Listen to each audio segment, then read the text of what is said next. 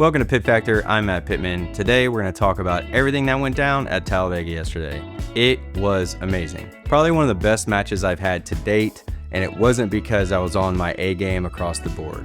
Matter of fact, I scored pretty low, very below average for me, but my movement was dialed. I really felt confident in my feet movement and how I was working through the stage. There's an encyclopedia of things that I need to work on, and that's okay. But I accepted all of those.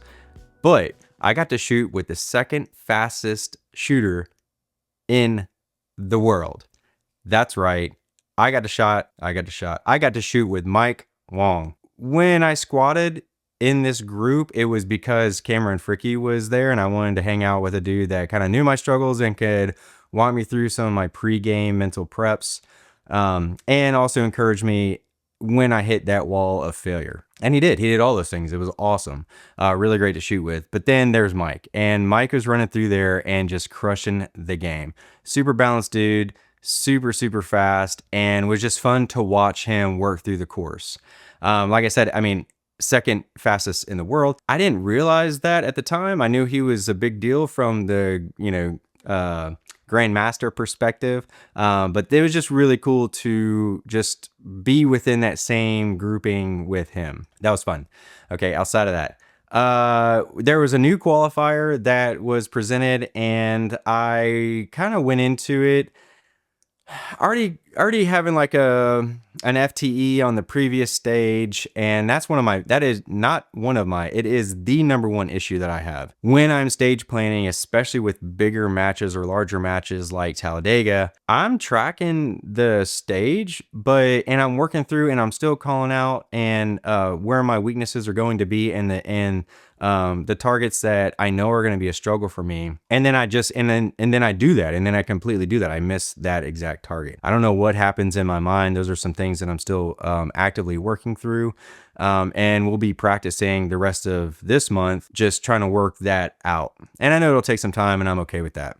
Which I think that's an adrenaline dump situation. I think that I'm moving my feet, and I'm working more methodically in my movement, but I'm not thinking accurately in my movement, because I believe my adrenaline is still so high because I'm so relatively new that I don't have a kind of a chemical balance internally to execute externally. Anyways, that's a whole nother subject, but I'm working on that. So that being said, going into this classifier that was new to me, I think new to the USPSA as a whole. I forget the exact number, I'll look it up, but I know I wanted to go fast. Like, I wanted to go really quick, but I also was going to dial in accuracy. On the draw, which I'll show here in a second, on the draw, I was quick. Everything moved great. But what ended up happening is as I transitioned from the first initial target to my second, I didn't settle enough from my first to my second. I didn't settle enough at all on my first target. Therefore, I didn't have my bearings for where my dot was as I was moving through. As that was happening, I told myself, I'm moving my feet regardless of where my gun is, because I want to scoot through this as fast as possible. That was my only goal. I know that's maybe a little bit crazy, but I just want to see what that would look like as I push through, knowing it was new classifier, and I had already kind of messed up on a stage, which I didn't give up on the match, but I did want to push some other boundaries that I just reserve for accuracy purposes. And I need to feel what that felt like. So I did it. Right or wrong, I don't know, but I felt it. I did it. I think I got the second, maybe. I want to say second, just because that sounds better than third, but maybe I got third. I don't know. Fastest movement time through the stage, and obviously the number one was Mike Hwang. He moved at, I think it was like 4.28, and I was 4.7 something. He was like, I'm pretty sure all alphas. I can go back and look. And I was like, I think I had 2 mics and 3 deltas and then a couple alphas. But at the very end of it, I ended with a leap into the final shot, because why not? I was also moving very quickly, and I just wanted to carry that momentum, and I knew I could get 2 shots out before I landed, and those 2 shots were actually my most accurate. I actually got 2 alphas in a pretty tight grouping, and that was pretty cool.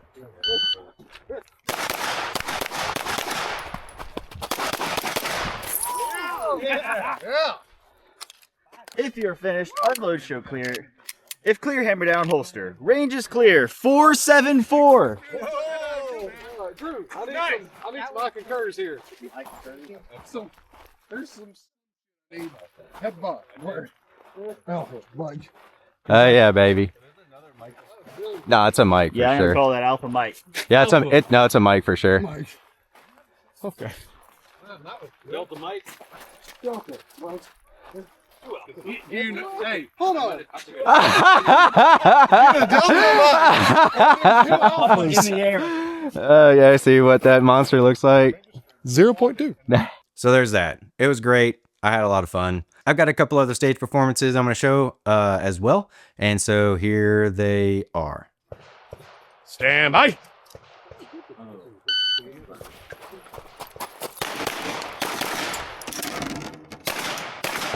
Okay.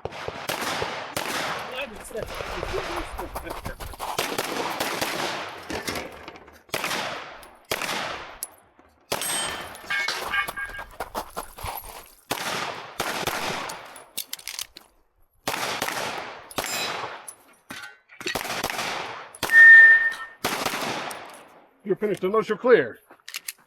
They have clear, hammer down, holster. Range is clear, 2742. You missed this one. Completely missed that one. Nice. Thank you. Thank you. Thank you.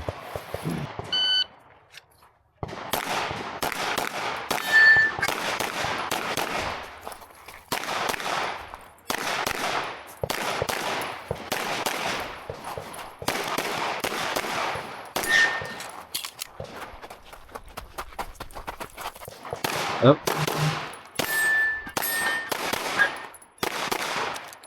You're finished. Unload and show clear.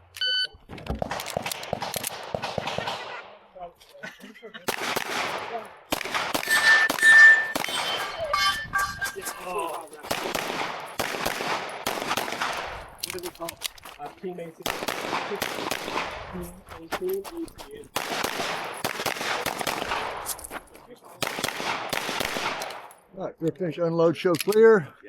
Fly forward, hammer down, and holster.